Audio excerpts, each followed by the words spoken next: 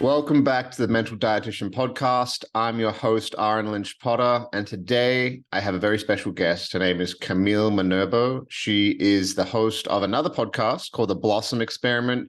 She is, I don't know if you call yourself a digital nomad, but you left Brazil, your home country, a few years ago, and now you teach other people how to do the same thing, tapping into their intuition, learning how to live the life of their dreams, traveling abroad. Welcome, Camile, Cami, whatever you want to go by. Welcome to the show.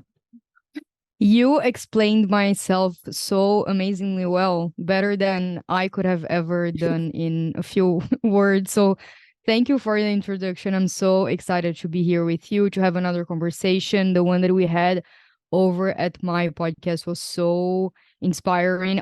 Honestly, you have no idea. Actually, I never told you this, but there was one sentence that you told me that I keep repeating to everyone. And every time that I repeat this sentence, people get goosebumps all over their bodies. So thank you so much. Yeah, it was a really amazing and inspiring conversation. So I'm really excited to be here with you again today. Well, thank you. My first question is, what is that sentence? It was the one in which you said that you were doing ayahuasca. I think you're consecrating ayahuasca. I don't know how to say that in English. And you heard the sentence of, when we try to meddle into other people's lives, we are actually disrespecting their souls. That was really, really strong. Whenever I tell someone that, they're like, wow. Because it's the same sensation that I got when you told me that. It's like, you're not disrespecting them as a human, you're disrespecting their souls. It's even deeper, you know? So, yeah. It hit me the same way when I first heard it. It was that if you try to do somebody else's work for them, which a lot of people do. A lot of people get frustrated with their friends and their family, their spouse. I got frustrated with my spouse, Lexi, for years because I was trying to get her to do her work the way that I think that she should do her inner work, not the way that her intuition tells her, not the way that she chooses to, but the way that I think she should, which was a harsh lesson where I found out that that's actually disrespecting her soul's path on this earth, because all I really have to worry about is myself. So yeah, it's an interesting, every time I've shared it, people like, oh. Like, I don't want to. I think that's how we know that it's from the divine, you know, that it's not something that your mind made up. No, it's an interesting one. And when I heard, I literally was like, I don't want to disrespect somebody's soul. That's pretty bad by the sound of it. That's pretty much as bad as it can get. So let's not do that. I don't want to do that. Yeah, I agree. And what I love about this, as well as you were saying about the thing with intuition, I feel like a whole part of my journey with harnessing my intuition and hopefully helping other people do the same is exactly because I feel like since I was very young, I feel like everyone in the world, but for some reason, this really icked me from a very young age. I felt like my parent society, they were all trying to put me in this mold and in this conditioning and in this one path for happiness and this one right way of living. And I questioned this very, very much since the beginning of times. I don't know, since I was very, very young. I remember like questioning, is this really the only way to live? You know, this doesn't make sense. This doesn't make me happy. What is happiness? Like, what is going to bring me happiness?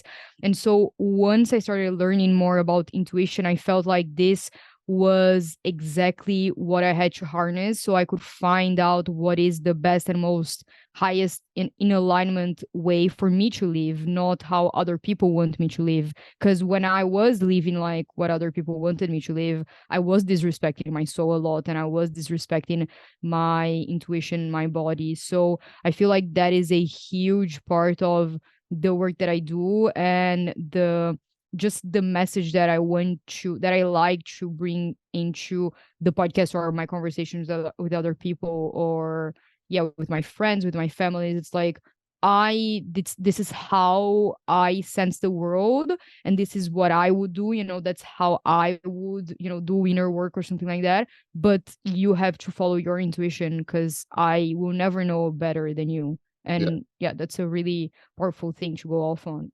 Yeah. It's like you cannot know what somebody's best interests are for them. They're the only ones that know that. You are the captain of your own ship. So tell me more. I thought you grew up in Brazil. What city did you grow up in Brazil? When did when did not listening to your intuition get so bad that you were forced to listen to your intuition? So tell us a little bit about your story and how you got to where you are now. Okay, so I grew up in São Paulo in Brazil. Is like the hugest city there. It's one of the biggest cities in the world, actually. So a lot of people, overwhelmingly big. But I'm like a city baby. I don't even know if that's a thing, but I'm a city baby, so I can get around pretty well in big cities. Like, I'm really used to it. I feel like you have to build this kind of a mask almost to be able to thrive in a big city. But yeah, I grew up in it, so I kind of was able to do that. And I remember that, well, I was never extremely spiritual when I was really young, but I was always really a questioning person. Since I was very young, I loved philosophy. I loved just inquiring about humans. I've always been really fascinated about humans and why we do the things that we do. Why do we love the way that we do? Why do we, I don't know. I just observe humans in a very specific way. Like the other day, I'm here in Paris, and we were walking around the Seine, and they have like these little boats that go by. And I don't know if you've ever noticed this, but whenever there's either two boats or like a boat full of people and other people on the land, people on the boat, they go like, they wave to the people on the land, and then the people on the land, they wave back. And it's so cute because there's no other circumstance that we actually do that. Like, we don't do that if we're passing a car. We don't do that if we're passing a bus, if we're passing a train. We do that on boats. And I kept thinking to myself, why? Like, it's so cute as a human to observe other humans doing like the little wave. And sometimes they're not even kids, they're just adult humans. Like, I wave to the boat, and I'm a full grown adult. But I don't know. They're like small things like this, which is such a humanesque thing to do. But I don't know. I've always been fascinated by it. And I remember that at some point I think I was in college, I started getting some anxiety attacks from all of the stress. I used to be very anxious, very stressed, like just really, really overall very anxious. And that was the first time that I found out about meditation. I did this transcendental meditation course, and that was kind of, I feel like, my gateway into spirituality. And then from there, I also started practicing yoga, and then I started studying spirituality. I worked in a spiritual company for years, and then after that, it was just, it's the famous, like, there's no way back. And yeah, I feel like this is a moment in which I started learning about intuition, about things like that. And I just started discerning after I left college that a lot of the dreams that I had and that I was putting on paper, they were dreams that would benefit my parents and what they thought of me or what they wanted for me, and they wouldn't really benefit me. So this for me was the beginning stages of, what do I want to do? What do I like? Who am I in a unique, authentic level? Who am I through my intuition, instead of who am I as my conditioned being to please other people? So I think that that was one of the first moments. I feel like I was lost and confused in a very early, at a very, very early age, right when I got out of college. And yeah, that led me to question a lot of things and to start connecting to my intuition deeper. Yeah, there's like, you call it the conditioned self. I kind of call it the false self. It's a performance. It's a Mm-hmm. performance for other people.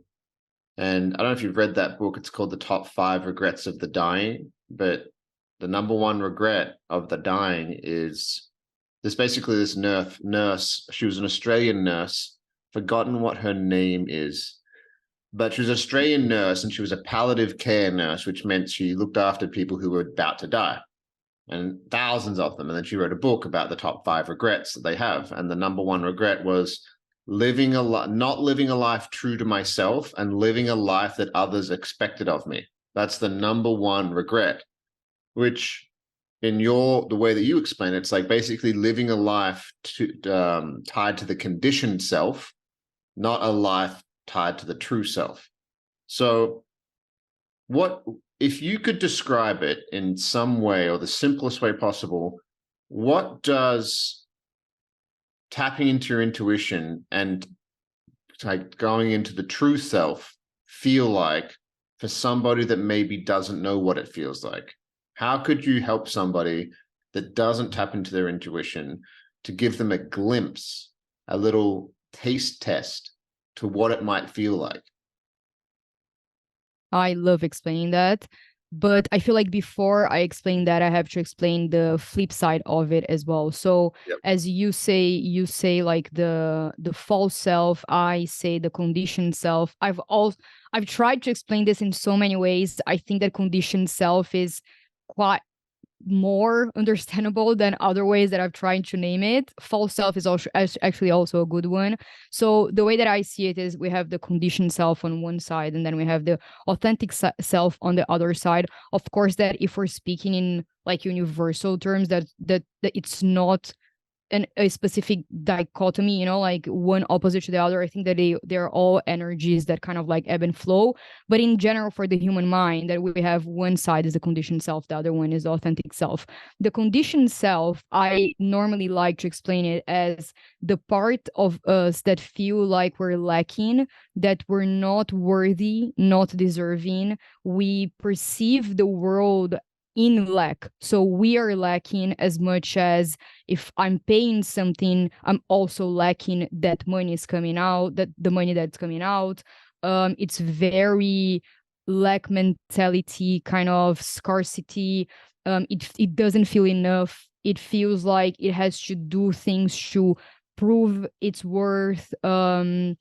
It's just constantly depending on external validation. And overall, when you're making decisions from this place, you're feeling very small, you're feeling very constricted. It's like this energy that you don't feel in alignment with the truth of your core. You know, I don't know if you've ever had this experience that someone invites you to go to a bar, and then this bar is full of like really dressed up people. Everyone has their best clothes, their best makeup on, their best face and everything.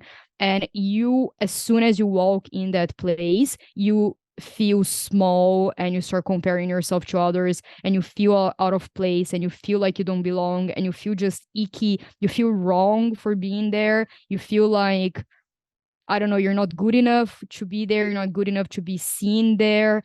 All of those feelings of being in that cool bar, blah, blah, blah. That's for me living from the authentic self. I know that I try to avoid going to places like this because that's not my type of place. You know, that's not who my true essence is.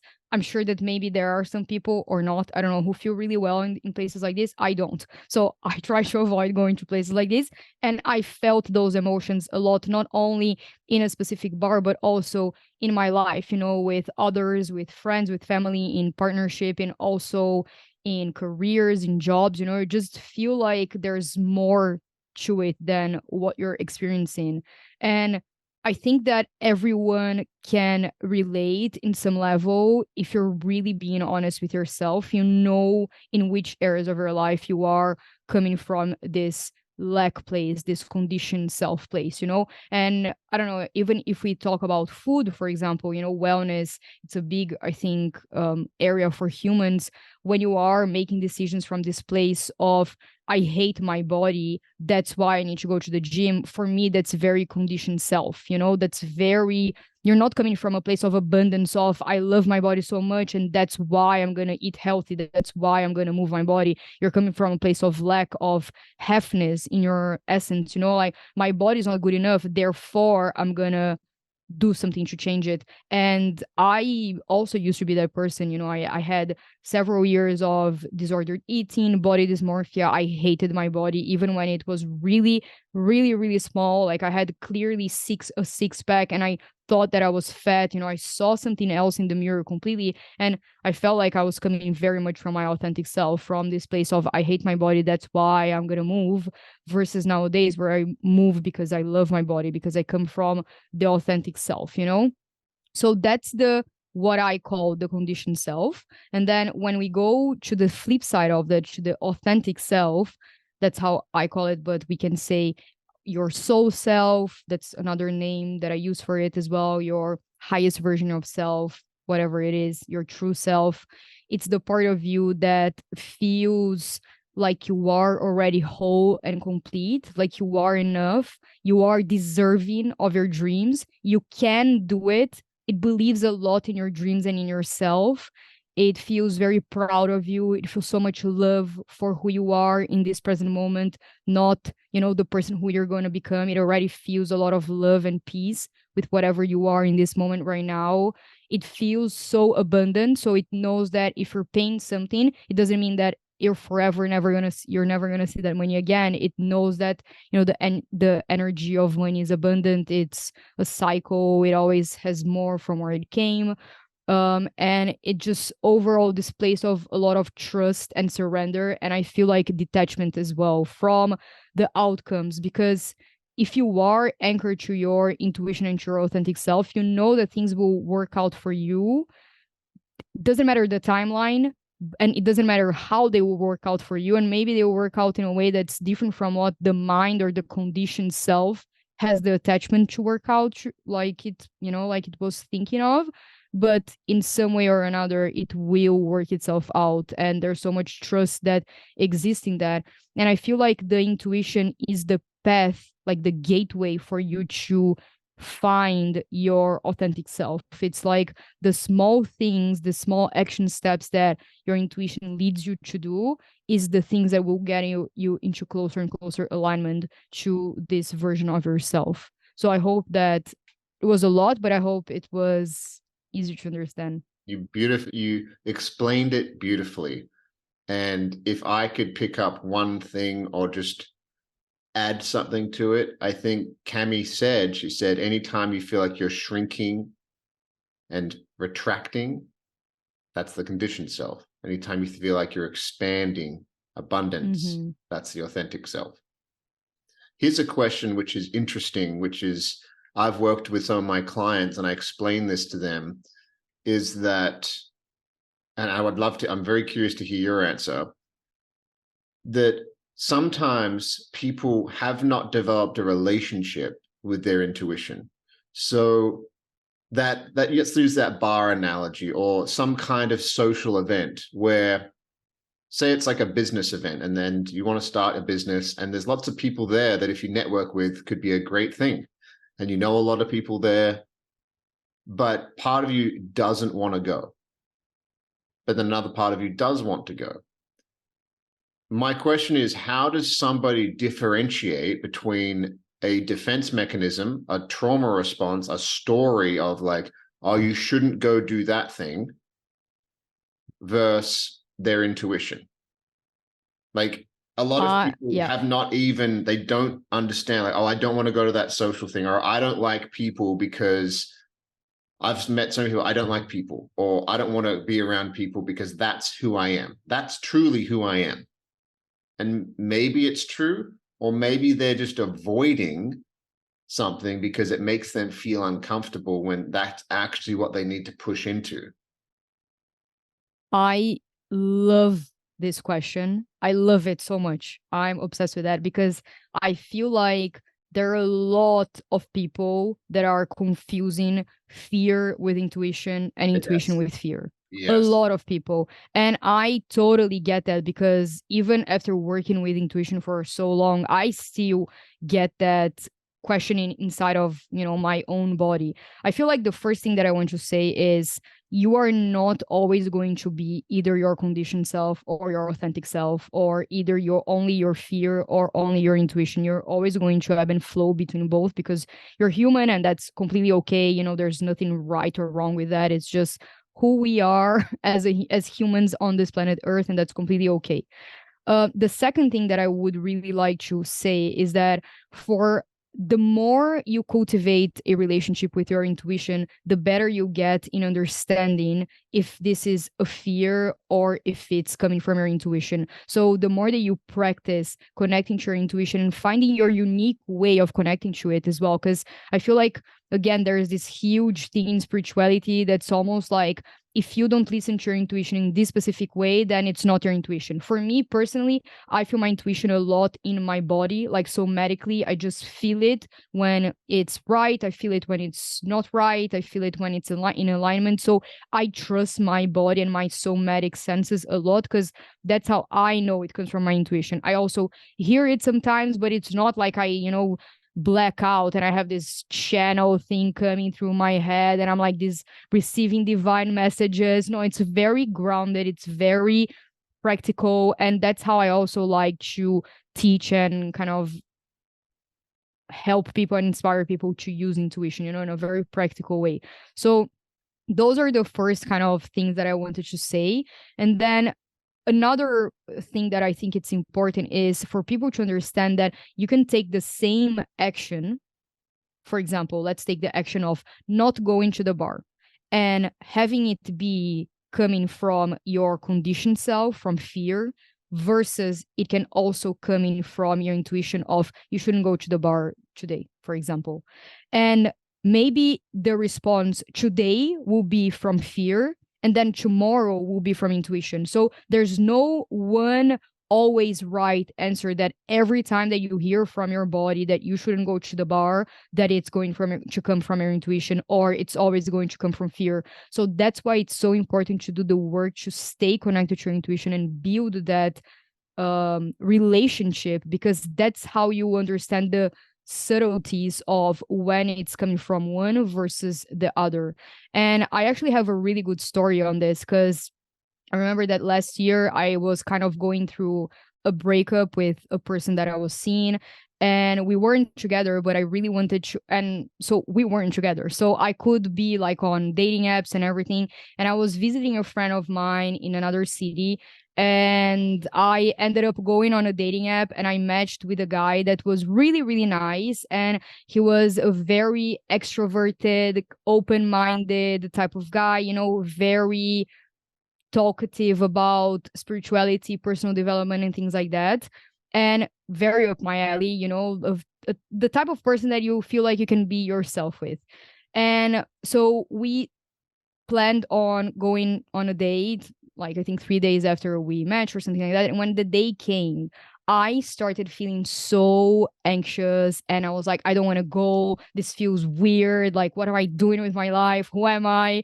And I started feeling all of those feelings of ickiness. I was like cringing at myself, thinking, oh my God, why did I even agree with to go with this person? Like, I'm wasting time on this city. I'm visiting my friend. What am I doing and everything? And I remember that I thought to myself, okay, is this coming from my intuition that I really shouldn't go and this doesn't feel in alignment? Or is it coming from my ego, from my conditioned self? And after some reflection, I even talked to that friend of mine. I realized that I kind of like named all of the things that were coming up. Okay, what is happening? Like, why do I not want to go? And I realized that the things that I was actually feeling was I was feeling like I was feeling judged by my friends because I was still like going through the heartbreak and I was not completed, quote unquote. I was judging myself as well. I felt like I was cheating on my ex-boyfriend, which was, we were not, together at all. We weren't even talking at the time. And I felt like I was a wrong human.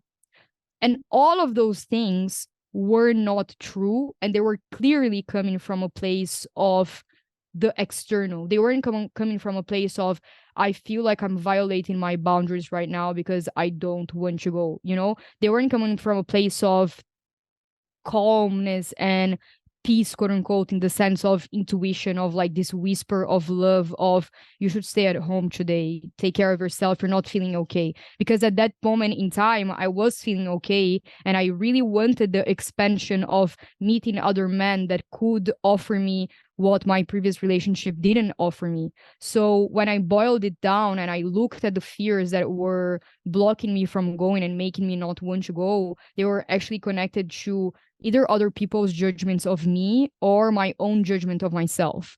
So doing that exercise really helped me see that the feeling that I had of not going was actually coming from fear and not really from my intuition. And then I did go on the date, and it was really, really fun. Like nothing happened or anything because that wasn't my intention. But, you know, I met someone who was really extroverted. We talked about, love languages. We talked about attachment styles, like all of the spiritual stuff. And it was really, really fun. And it showed me, okay, this is possible. It is possible to meet a man that, is interested in all of those stuff. We talked about the podcast and everything. So it was an expansion. It wasn't meant to be nothing more than for him to show me what's possible. And if I hadn't followed my intuition and gone to that date, I wouldn't have seen what it is possible for me. So I think that, yeah, this is maybe a good story that showcases exactly how to differentiate. But again, I think it's a process. I think it takes time, and it takes just the crafting of this relationship. Yeah, beautiful. It's a beautiful story, and something that I want to kind of pull out of that is that external things, if it's coming from an external place of, like you said, judgment around friends, you said judgment around yourself, and how we feel oftentimes doesn't make sense from a logical point of view of like, oh, I feel like I'm cheating on my ex-boyfriend. It's like, well, logically you're not, but maybe emotionally you haven't processed it and finished it yet. So maybe emotionally it does feel that way. So yeah, it's a beautiful story because it tells you exactly how you worked through it. You did an exercise, you sat down, you said, is this coming from me, internal, or is it coming from external? And you discovered it was coming from the external. So therefore you're like, well, if it's coming from the external, then it's not really me. It's more about, it's rooted in fear about what I think that other people will think about me and myself. Yeah, it's beautiful, beautiful story. And the people who are listening to this, that's a beautiful way of explaining how to tap into your intuition, what it might feel like, versus tapping into the conditioned self or the false self or whatever you want to call it. Yeah, thank you for sharing that. I appreciate that. Yeah, of course. Yeah. Always in here with the vulnerability. Yeah. And that's the only place you can actually really share from. You can only share from your own personal experience. You only have your life. You've never lived another life in this time. And we could go into that, people thinking that they live past lives and all of that. But my point is, like, you've only been you from however old you are to now. And that's, if you speak from that place, you're always authentic. You're always being true to yourself because you're not trying to perform or make up a story that didn't happen. It was a story that did happen. So that's why you connect with people so well, is because it's real. It's real. So hell yeah. Hell yeah. It's a great story. Did you ever see that guy again? Did you ever connect with him again? Or is it just that one experience where you met somebody who was grounded and connected, which opened your mind? Yeah, that was like, we stayed in touch a little bit on social media and everything. And he's a really sweet guy, but I know exactly, and maybe that's intuition or whatever, but as soon as I left the date, for example, I know that if we had kissed or something like that, it would have been over my boundaries, because that is something that in my body I felt like I wasn't ready to do, because emotionally I was still, as you said, like still attached to my ex. So it was okay for me to go, and because what my intention was from my intuition was, I need to see that it's possible to have what I want to have, which is a man that is connected to all of those things, you know? And then he showed me it was possible, but my intention wasn't, okay, I want to build something with this person, or I want to, I don't know, like be intimate with them and explore my intimacy with them. Like that wasn't my intention. And if I had crossed that boundary, I know that that would have been my intuition not wanting me to do it instead of just fear of being intimate with this person, you know? So those are the nuances that it's so important to be connected to when you are trying to kind of figure out life through all like these realms, you know, these different realms. And I will say that sometimes something that you commit to today is authentic to you, and it's your intuition leading you, and then in 6 months you start feeling something weird in your body, and then maybe it stopped resonating with you and it's not in alignment anymore, and the authentic thing to do is to drop out of the commitment, quote unquote, or whatever it is. Because I think that a lot of people, they have this big pressure that when you make a decision from your intuition or from your authentic self, it has to be something that's forever, you know, that lasts forever, or, you know, I don't know, this big human mind things that we create, that it has to be the goal for life, or the, I don't know, the career for life. Sometimes things are just bridges. They're there to show you things. I think most things are bridges, actually, because it's rare that something will actually last a lifetime, except for you and yourself. The rest of things are just bridges to the other thing. But yeah, I think that's also a really important thing to say, you know, because I think that people can get wrapped up in the idea of, it wasn't my intuition, I made the wrong choice, then I have to stop trusting myself again because it didn't last as long, quote unquote, as it should, quote unquote, as a human thinks. And I think that that's really misleading. Yeah. Yeah, it is misleading because it doesn't, it's like the seasons change, right? The summer comes, then autumn, then winter, then spring. And it's just like, well, if nature and the planet changes like that, then of course you do too. The seasons of life, things come and go. How do you help people who have really done a lot of damage to themselves? Their conditioned self has hurt their authentic, intuitive self for maybe decades. And how do you help people guide? How do you guide people to repair that relationship? For example, that say a man is dating a woman and he knows he shouldn't date her, or a woman ends up going and having a one night stand because maybe she's looking for love, or maybe she's looking for connection because she maybe didn't get it from her parents, but then she ends up getting into this intimate kind of, not even a relationship, like an intimate moment with somebody that ends up being maybe aggressive, or there's something there that doesn't feel quite right. So the conditioned self has now hurt and done damage to the authentic self. And that might be happening for years.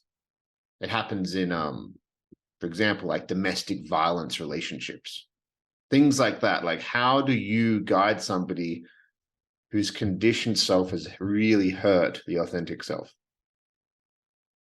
I wouldn't even say that the conditioned self hurt the authentic self. I would say that the conditioned self hurt itself, because it's almost in a way that the authentic or soul self is like, I don't want to say unhurtable, but it's the highest version of yourself that you're kind of like walking towards. So the way that I would help this person, I think that the best way to explain it is, the what separates the conditioned self from the authentic self, the more pain that you have, of course, the more fears and more traumas, the bigger the gap will be between the authentic soul self and the conditioned self.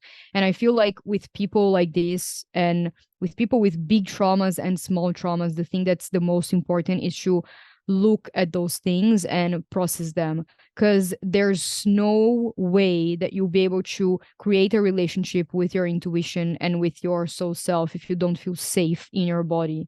You know, there are some people that are so out of their bodies. They're just numbing all of the emotions that they can, because it's just so painful to be inside of the body. So it's so important to slowly start creating aspects of their lives that can help them feel safe in their bodies, and that can be in the external. I don't think that you can only feel safe by doing, I don't know, meditation. I think that if you have a certain routine, or if your environment, your room, your house is set up in a certain way, this also helps you feel safe. It helps you feel grounded. I feel like that's the first step. It's to kind of create that safety, so then you can start facing and releasing those blocks, those fears. I like to help people a lot, again, somatically. I'm really connected to the body, and I feel like there's a lot of deep release that exists when you feel the feelings. You allow yourself to process them in a somatic way. You feel the blocked emotion, you identify where it is, and things like that. That's how I personally process some of my major triggers and traumas. And then the more you release that, it's like you're taking layers off of this energetic onion, the more you're walking towards the authentic self. And I think that that sometimes maybe is something that other people, they try to skip. You can't skip the challenging part. One day I heard from my intuition. I was going through a very big heartbreak, and I heard from my intuition, the only way out is through. So you really, if you want to get out of this heartbreak, I'm sorry, sweetheart, but you have to feel it. I know it's tough, I know it's hard, I know it hurts, but it will take time. But you can't just counter it, because if you do counter it, like, you pretend that you are actually doing it. You're not. You're repressing an emotion that's going to get stuck in your body, and then it's going to be even worse in, I don't know, 5-6 months. It will come up maybe it will even come up as a disease, or Yeah. something psychosomatic. So yeah, I would say that the facing and being with the traumas in whatever way that's the safest, quote unquote, way, I think that that would be the key. Mm. I love what you said there about environment. People, how can somebody make their environment better? In my opinion, plants, like real plants, sometimes fake plants, but real plants I think are better because they're living beings. Crystals, any way that you can add beauty to your environment can create a very, especially at home. But I'd love to Yeah. hear your perspective on that, and maybe things that you could add to that as well. I think that anything that brings you joy, I think that this idea of, for example, for me, it's kind of challenging because I haven't had my place for since ever. Like, for 3 years, I've been traveling. So that is a challenge of mine. And the way that I try to keep myself safe is by my routine and having certain things that I always do to anchor myself back to who I am, basically. So, for example, the kitchen for me is really important. So I try to always have my fridge full of food. I try to have it with the things that I love eating and that are nutritious and nourishing for my body. I try to always keep it clean.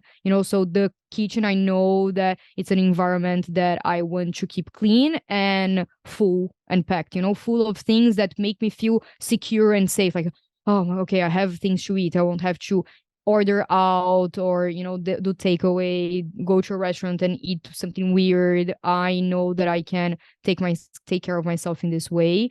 And I think that for me, natural light is something that I always try to find in whatever place that I'm staying in. It's something that it's really important for me. A place where I can have my yoga mat and do some type of exercise is super important.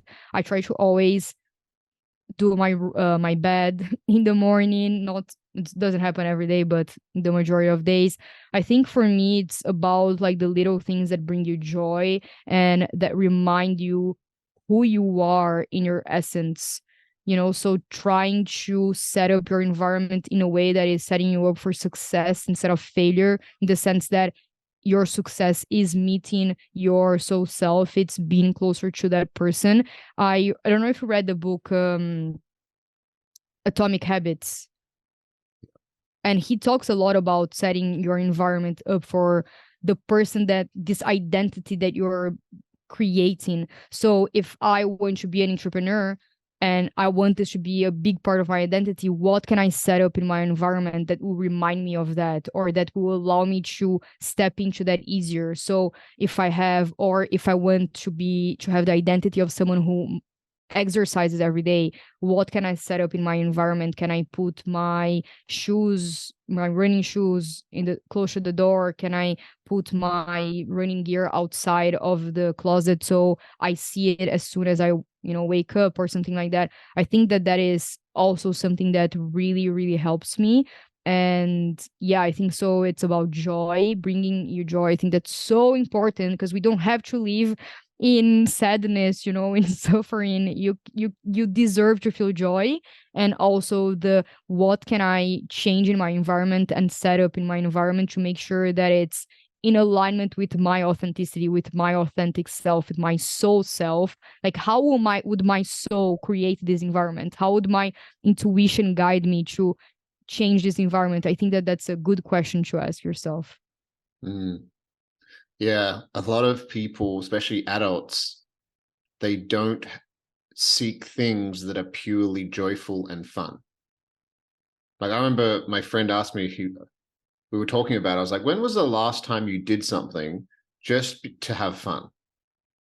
And we were both like, a long time ago. Like recently, it was probably about 6 months ago. It was actually, no, it was longer than that. My friend Liam and I went to like a trampoline park, and we just bounced. Oh, I love that. We just bounced around, and it was so fun. And I almost killed about 7 children, like just like so close to killing them. Like my knee like soars past their head. I'm like, but that was so fun. And then that's a really great point of like doing things because you like it. Like, I'm a big fan of Lord of the Rings. Big fan. Like, I've got a tattoo right here from the guy's signature. I've got this right here. It's on my desk. Some people know what this is, some people don't. But I this don't. is what Galadriel gave Frodo when he left. And she has this quote. It said, "Let it be a light in dark places." And if you're into Lord of the Rings, you'll know what it is. If you're not, go watch it. It's a great. Yeah, like there's things that I bought that just because the younger version of me sees that and it makes me feel a certain way. So that's an example from me personally where I've just bought things to add to my environment. I like crystals too. I've always liked minerals and rocks. I've got them everywhere.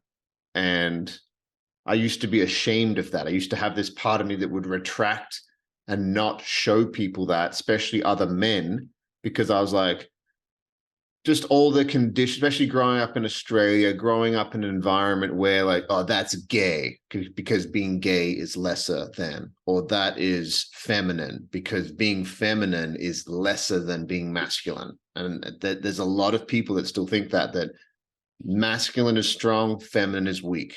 That's a belief within a lot of men. And it's unfortunate because it's just simply not the case. Just not true. We are equals and we need each other, and we can create a beautiful symbiotic relationship where the feminine can actually bring out things in the masculine that I don't know if they can bring out within themselves. That's just my belief. So yeah, I've created my environment. Bring joy to your environment and bring nutritious food. That's the biggest thing as well. Like, a lot of people are like, yeah, my intuition is just telling me I should stay home. It's like, have you eaten today? Oh no. Well, maybe eat some fucking food because you're a person. Like, eat some. Have you drunk any water? Yeah, I just don't feel aligned to do that right now. Well, you were out partying till 3 a.m. last night, so maybe you're tired. Do you know what I mean? Like, a lot of I've seen it with spiritual people where sometimes they'll think, I've even done it where I have to find a deeper meaning in absolutely everything when I might just be tired, or I might just actually be hungry and need a good meal, and I have a good meal and I'm like, oh, it wasn't actually this traumatic thing around this thing that I thought it was, and I just kind of actually need to fucking relax and not see everything as this deep psycho-spiritual meaning to everything when I was just hungry.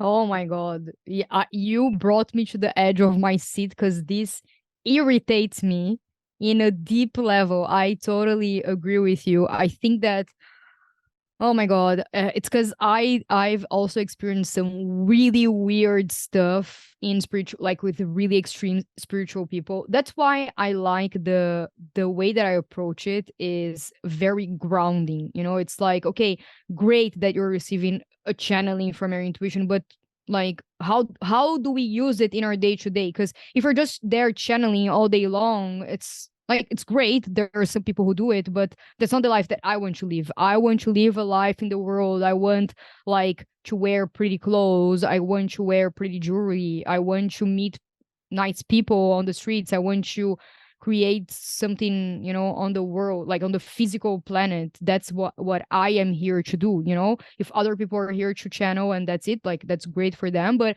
I feel like I like the groundiness of things. I like to make them practical. And I remember being in spiritual circles in which people would just dismiss whatever you said completely. And even if it was based on studies, because their divine said something else. So, you know, like you saying, I remember. I don't know if I shared this with you. I shared this story because for me it's so random. I don't know if I shared it with you on my podcast, but there was this time that I was working for this spiritual company, and there was this woman that was like this spiritual guru, and we were selling a course at 350, and she and we weren't selling that much. But you know, I studied marketing. I told them the problem is not the P of price, is the P of promotion. We just have to communicate it more and better. Like, let's try some paid ads, let's try some influencer marketing. Like, there's so many different things that we can try. It was like the first month of the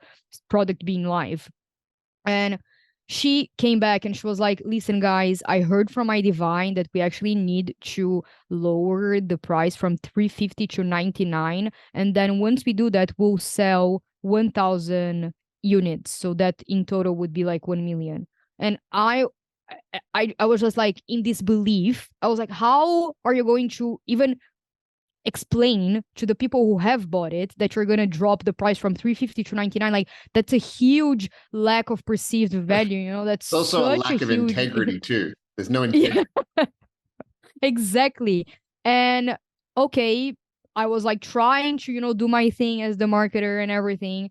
Eventually everyone was like, yeah, well, it's the divine from the guru, so I guess your opinion means shit here.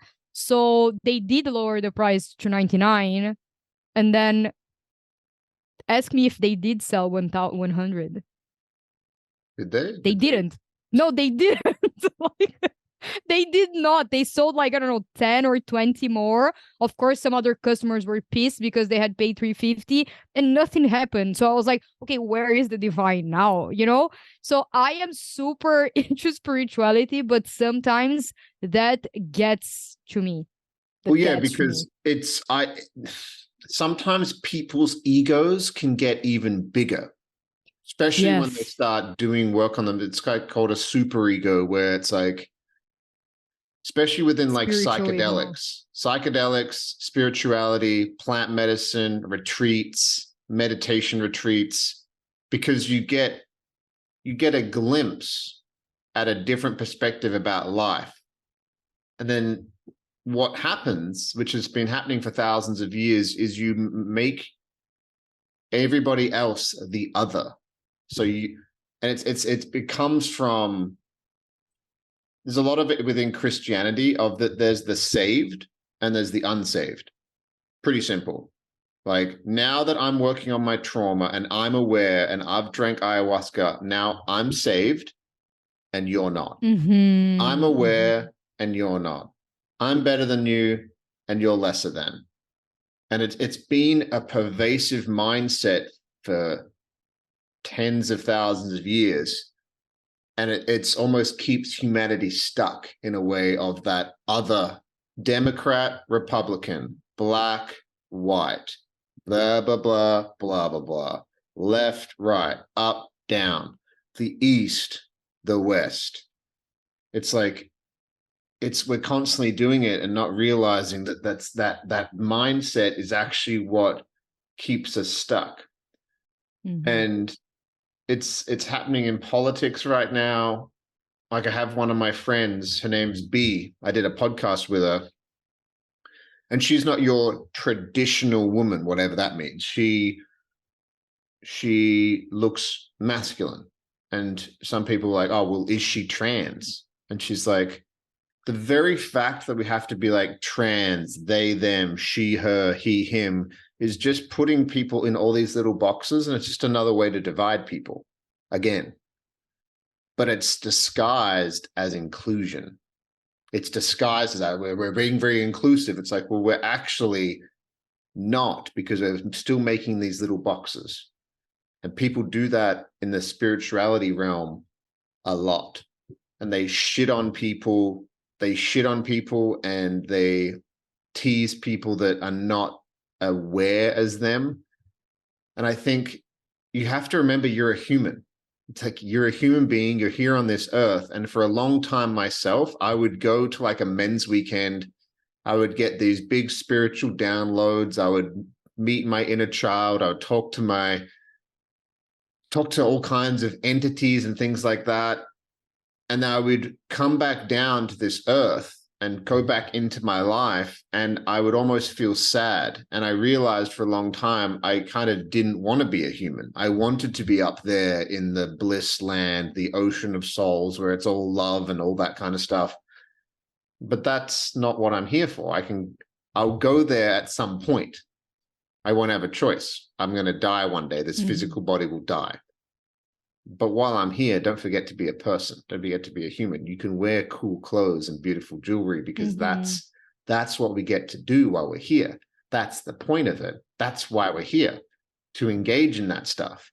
But if you're just sitting in the middle of the forest like this your entire life, I don't know, go It's the for it. least triggering place that you can be. It's like you don't have relationships, you don't have your family, you don't have your friends. It's like you don't have to deal with any triggers, any mirrors coming your way, because you're just You're avoiding you're the just world. there. Yeah. But I totally agree with you. I call it like the spiritual ego, and I myself, when I was really in it and when I first started it, I felt like I had to really identify myself as a spiritual person. Like, I would be the person, in the bar or in like the group of friends that would just drop like a random spiritual fact.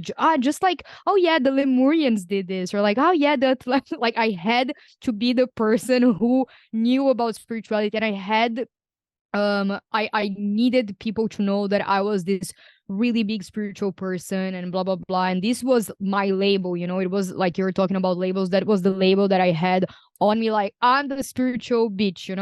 Yeah. And after Tell me I'm enough. like, Tell me I'm yeah. enough. Please Tell me I'm spiritual enough. Yeah. Exactly.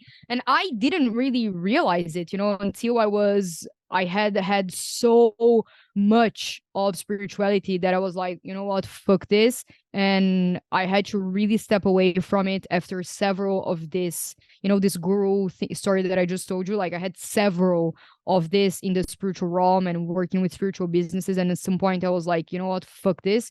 So I stopped completely. I really had to go inside of myself and kind of understand. That was another part of, I think, my journey of coming into my authenticity of, okay, this is everything that I learned in spirituality. I love this. I'm passionate about this, but do I want to dress like this, like a, hippie tree hugger? I don't. Like, I'm really, I used to be really into fashion before I started working with spirituality. I used to want to be in the fashion industry and everything. Like, I love clothes. I love beauty. I love making things pretty. Why am I taking this out of myself, of my authenticity? Because I feel like, as a spiritual person, I can't, quote unquote, be like this. Then don't call me spiritual. I don't want the label. If you don't think that if I need to fit some specific boxes, then don't even call me that. Like, I don't need it. So I kind of started going into myself and my authenticity of, okay, who am I, how do I want to express my knowledge? How do I want to help people? What do I want to do? What's the impact that I want to have in the world? And I think that throughout my life, as in the society and the normal ego, quote unquote, and then in the extremely spiritual places in the spiritual ego, quote unquote, I feel like the trend that kept coming up was that people kept taking my sovereignty away.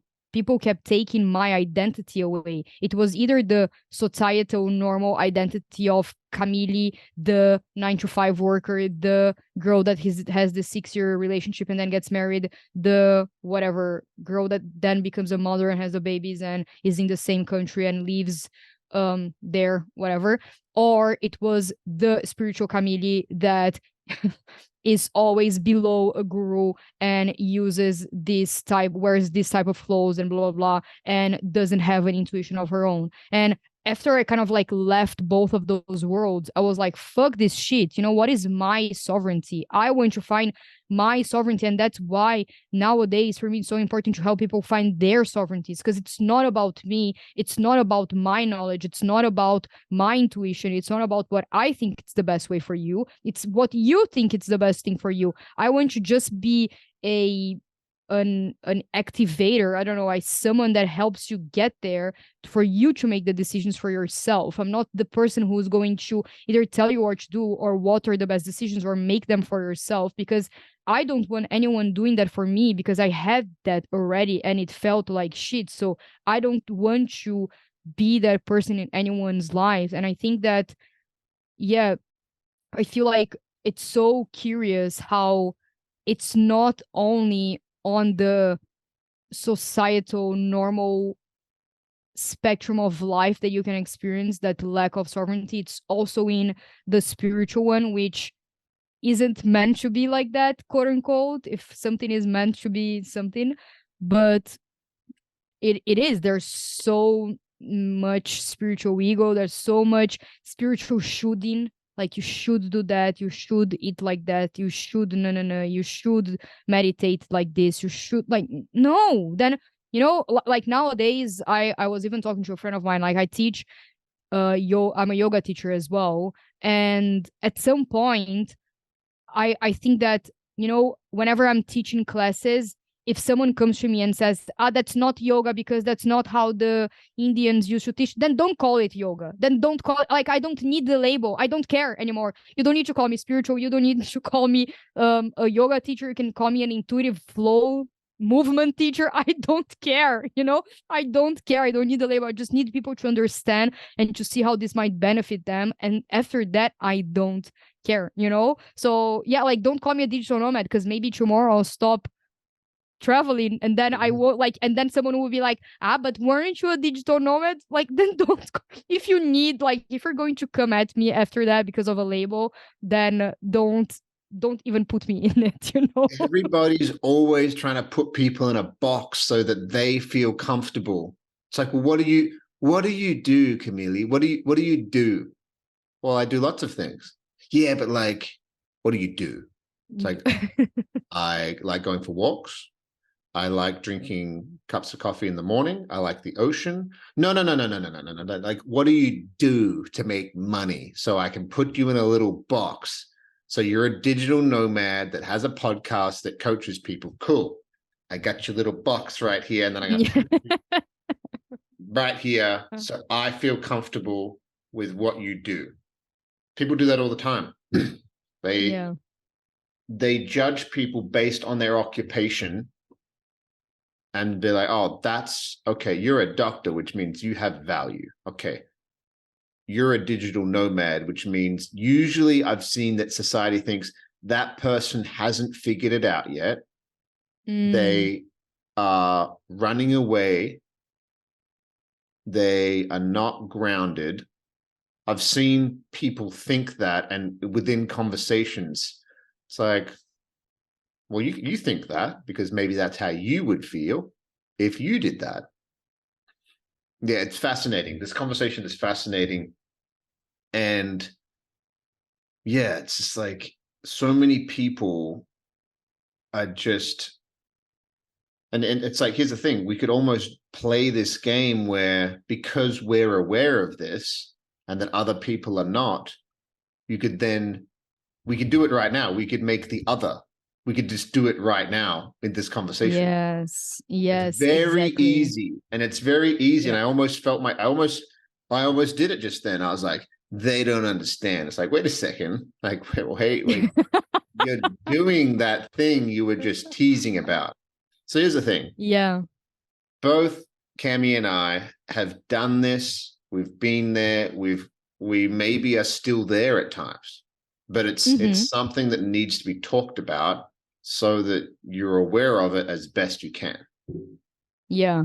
Yeah. Like I have no shame in like being a human, you know. I also have an ego. I also go to my conditioned self. I for sure am in my conditioned self in areas of my life, and some days I'm more in it than others, and then some other days I'm super connected to my intuition, super connected to my authentic self, and in other days I'm not. I'm just feeling like shit and I'm judging other people, and like I'm a human, you know, like whatever. And it's interesting that the conversation about labels, because there was a time in my life in which I was really against them, and nowadays I feel like labels, they can also kind of have the same energetic of like the condition versus the authentic self, because I feel like labels can either be extremely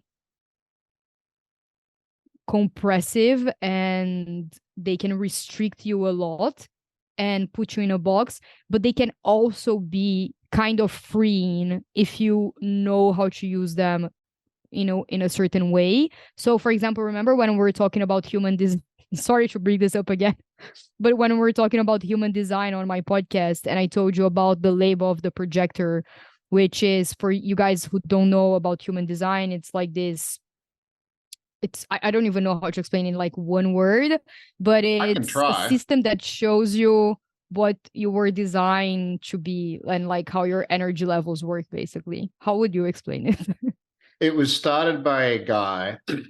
I've forgotten what his name was, but Ra-Uruhu, something like that. La-Rahu, Ra-Uruhu, Ra-Uru. It was something sounds like a guy that would start something. Let's be honest. Like, it's not going to be Bob Smith. But it's interesting because his name was something like Bob Smith, and he like changed his name to Ra Uru. It's something like that, okay? But his name was like that, and he changed it. So yeah. it's like Ram Dass. Ram Dass's name. Yeah. I remember what his name was. It was something like that. Anyway, what my understanding is that he had a big spiritual download, and he was shown by something, whatever you want, that when you are born, your soul chooses to go into a body, and at the particular time you were born, based on how the planets are aligned, that you're a certain type of person. You're either a projector, a generator, a manifester, a manifesting generator, which is a hybrid of the two, or a reflector. And I think they're the only ones that really exist. I haven't even dived too much into it, but I have friends that are men that, especially my friend Marcus, he's like, I want to hate human design. I want to, because it sounds stupid. Just even on that story, it's like, oh yeah, a guy. Yeah, he had the vision. Imagined something, wrote an entire system around it, was like, yep, that's how it is.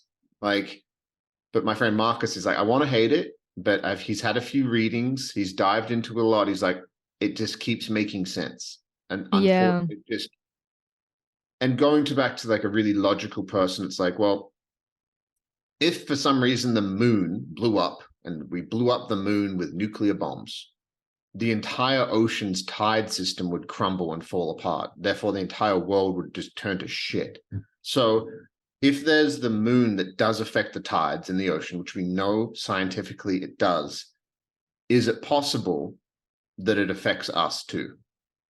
Because we're mainly water. Maybe. I like playing devil's advocate. So my spouse is a projector. She's a 5-to-1 projector, which means she doesn't have any inner authority, which is hard.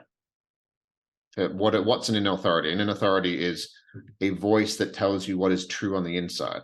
So for her to find her truth, she needs to bounce it off people and hear her voice say it for it to be true. For somebody like me, I can just think about things long enough and figure out the truth internally without talking to anybody. You're a sacral.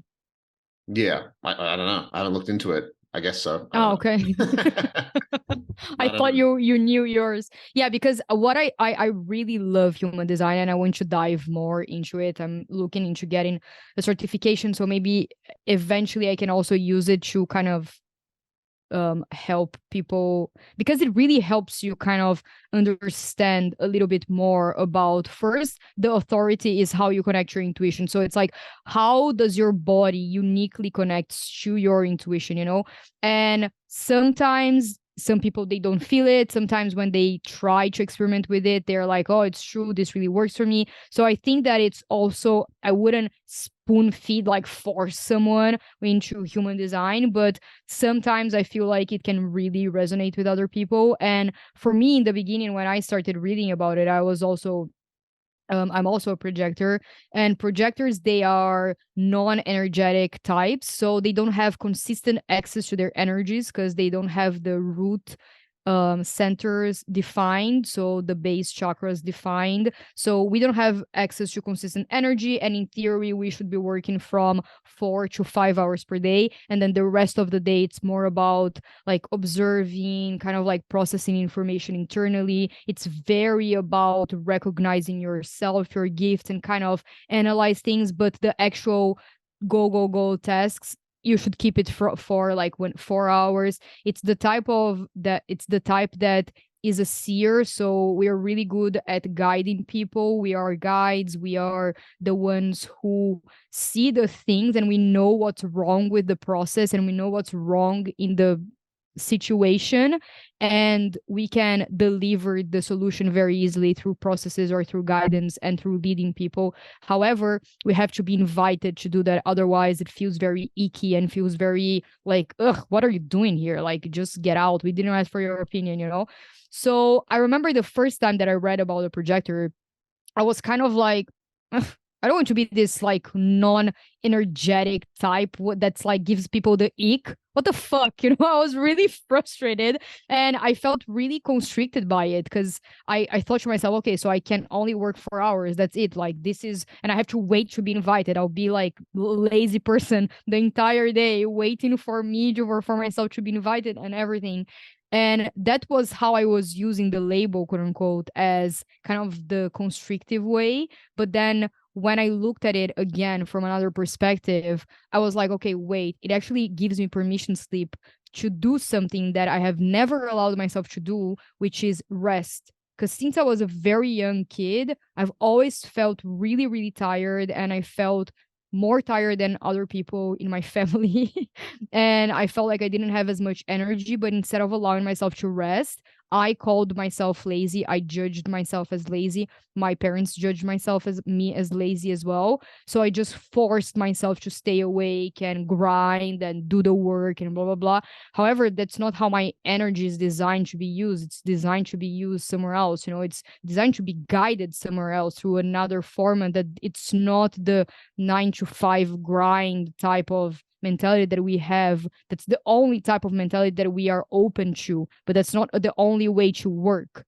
So I remember that when I saw it again, I thought to myself, okay, actually it's okay if I don't work as much, you know, it's okay if I am tired, it's okay if I need to rest. So I started using it as a more expansion, in a way that I was giving myself the permission slip to do something that my intuition and my body have always asked me to do, but I had never allowed it to.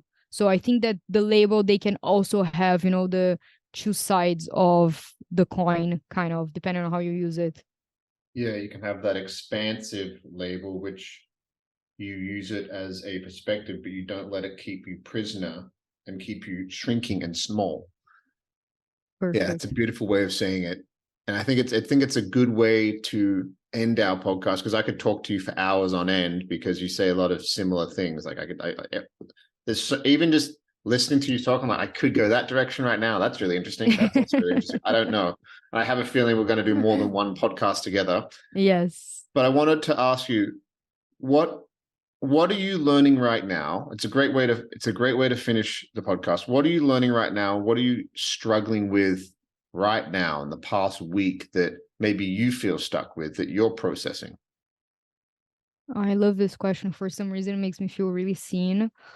Oh, there are several ones. I feel like the I'm learning a lot how to show up in an authentic way in my business. I'm learning how to believe in myself. I'm learning how to believe in the power that I have of helping other people. And I'm learning how to filter out the shoulds that other business experts are telling me that I should show up versus honing into my body and my intuition and understanding what do I want to offer in the way that I want to offer. How do I want to communicate it in the way that it's authentic to me, instead of just doing something because the business as expert of the book tells me that I should be doing this in this way. So this is something that I feel like has been coming up a lot, and having and anchoring myself into this deep trust of I'm not going to try to do anything else that is not this, because I need to start showing up for this as my authentic self would, which would be with full trust that this is going to work out in the ways that I'm thinking that they will. So I feel like this is something huge that I'm leaning into, and it's really scary because I don't have any certainty. I don't have the timeline. I don't know if it will work in 1 month, in 10 years, in 50 years. I have no idea. But if I don't trust myself, no one will. I think I realized this recently because I kept waiting for my parents to believe in me, my friends to believe in me, my partners to believe in me, until I realized that I couldn't feed off of other people's belief. I had to feed off from my own belief. And I was waiting for other people to believe in me so I could give myself the permission slip to do that, until I realized, okay, I'm always going to be kind of alone in this, quote unquote. Not in a bad way, but in a way of like, It's so up I to have you. to kind of, exactly. Yeah. So that's a big one. Wow. Yeah, I love what you said there. Like, a lot of people are waiting. I want my parents to support me. I want my husband, my wife, my boyfriend, my girlfriend, my like whatever to support me. It's like, well, you have to kind of do it yourself first, and then maybe one day they will. Again, it's sovereignty. It's like you're waiting for other people to tell you that you're enough before you start doing Mm-hmm. something. That's a great perspective. That blew my mind. Where's the best place that people can follow your work and listen to you? I know that you have your podcast, The Blossom Experiment, but tell us more. Social media, how can people get a hold of you if they want to get a hold of you and things like that? Yeah, so the Blossom Experiment podcast is on the major players. You can just search it up. We have over 80 episodes over there. Aaron's episode is coming as well. I'm really excited. I'm almost bumping him up in the line of episodes because his episode is so good. So I'm really, really excited for that. My Instagram is at cami.minerbo. So you can find me over there. All of the links are normally like on my show notes as well, but that's a good way to talk to me. I constantly share about my travels, about little insights that I had, my day to day, what is it like to, like travel like me and hopefully grounding right now. So that's a really good place to just connect with me. If you have any questions, if you want to talk about anything, I'm really open and I love just connecting with people. And I also have my website, theblossomexperiment.com, in which I have some of my offerings over there, my coaching offerings and sessions. And I'm also recently working on an online course called How to Travel with Your Intuition, in which I talk a lot about the past 3 years of my travels and how I used my intuition to learn how to travel intuitively, not only on the world but inside as well. So I'm kind of like saying how to travel with your intuition outwards but also inwards. So it's kind of a guide of how to live with your intuition. And I talk about the authentic self, the conditioned self, and all of the things that we discuss here. And then I go more in other pillars of how you can kind of really harness your intuition to do that in a more practical and grounded way. So I really like that. So yeah, I feel like those three places are places you can really find more about me. Yeah. Awesome. Thank you for being on the Mental Dietitian podcast. Go follow her. She's already done amazing things that most people will never do, will never have the courage to do.